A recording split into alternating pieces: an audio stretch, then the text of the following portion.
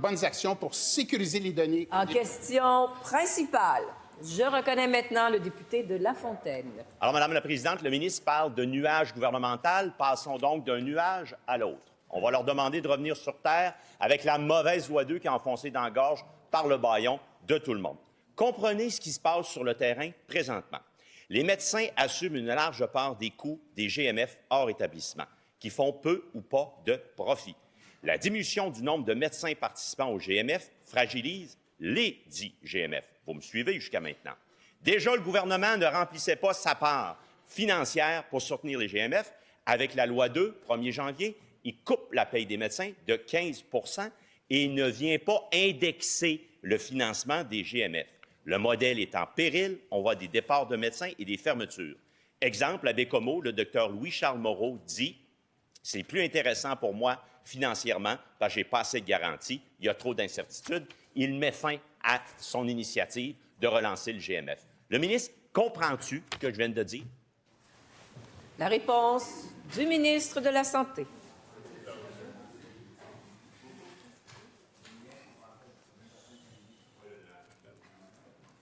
Petit mieux que je me rassois, Simon. Oui, correct.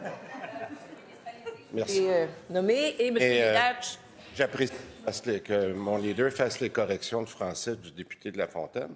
Madame la Présidente, je vois que le ton du député de La Fontaine n'a pas changé, mais ça ne m'empêchera pas de répondre correctement. Madame la Présidente, ce qui est très clair, c'est qu'il faut faire la différence entre ce que fait la loi 2, j'en ai parlé plusieurs fois, versus ce qui va se passer avec les contrats de GMF. En ce moment, pour les GMF, c'est une subvention qui vient à tous nos GMF au Québec. Et on a dit qu'on voulait passer dans un mode de contrat pour donner plus de prévisibilité aux gens de GMF à partir de nouveaux contrats qui vont se faire à partir du 1er avril 2026, avec justement l'objectif de leur donner plus de visibilité et d'être capable d'améliorer les choses pour eux. On a donné des outils, je pense entre autres aux fils de pertinence qui sont maintenant disponibles dans toutes les GMF ou qui sont sur le point d'être complétés. Madame la Présidente, il faut vraiment arrêter de donner de l'information qui est inexacte. Je surveille mes mots, mais Madame la Présidente, je pense que nous avons été très clairs que notre objectif est de continuer à améliorer les GMF, à mettre l'argent supplémentaire qui a été prévu au cours des dernières années. Première complémentaire. Wow! L'information inexacte. Alors, c'est ce qui répond le docteur Louis-Charles Moreau, qui dit que le GMF ne va pas continuer à Bécomo. Il n'a rien compris, lui. La docteure Marilène Dussault, du GMF Plateau Marquette Sherbrooke, qui dit « Moi, je dois signer un bail, renouveler le bail 1er janvier. » Le GMF est en péril, Madame la Présidente. Et le ministre n'est pas capable de me dire qu'il comprend leur cri du cœur. Alors, comprend-il? Comprends-tu? La réponse. Et on s'adresse directement à la présidente, Monsieur le député de La Fontaine. Vous le savez. Merci, Monsieur le leader. C'est ce que vous alliez dire. J'en suis convaincue. La réponse du ministre de la Santé. Madame la Présidente, écoutez, les GMF, on a plus de 400 propriétaires de GMF avec plus de 700 localités au Québec. 400 propriétaires avec plus de 700 localités.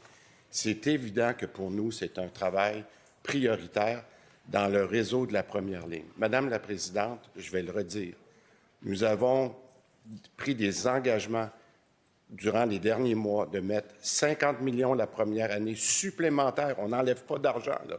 Ça n'a rien à voir avec les coupures dont le député de La Fontaine parle. On s'est engagé à mettre 100 millions de plus sur 2 ans dans nos GMF. Madame la Présidente, il y a beaucoup d'informations. Deuxième complémentaire. Alors, ce matin, 9 h, communiqué de presse de l'Association des médecins omnipraticiens de Montréal. Il est indiqué 60 départs confirmés de médecins omnipraticiens, 75 départs en cours. On parle de dizaines de milliers de patients qui ont déjà perdu, qui perdent et qui vont perdre dans l'avenir leur médecin de famille. Le premier se rencontrait hier, Dr Amiot. C'est correct, le ministre s'en occupe pas. Le premier ministre peut-il y voir, lui? La réponse du ministre de la Santé. Alors, OK, je pense que j'ai répondu pour les GMF. Je ne sais pas si ça fait l'affaire du député, mais c'est très clair que l'information qui circule en ce moment de la part du Parti libéral sur les GMF est inexacte et on va continuer d'informer les gens. Maintenant, pour ce qui est des départs de médecins, j'ai dit depuis le début, Madame la Présidente, qu'il serait préférable d'attendre d'avoir toute l'information sur le projet de loi, sur la loi qui a été passée, pour s'assurer que les médecins prennent la décision de façon éclairée. Madame la Présidente, on a fait beaucoup d'aménagements dans la loi et on est capable d'en faire d'autres, tels que le prévoit le mécanisme de 60 jours qui suit l'adoption de la loi. Madame la Présidente, on invite les médecins à inviter les fédérations.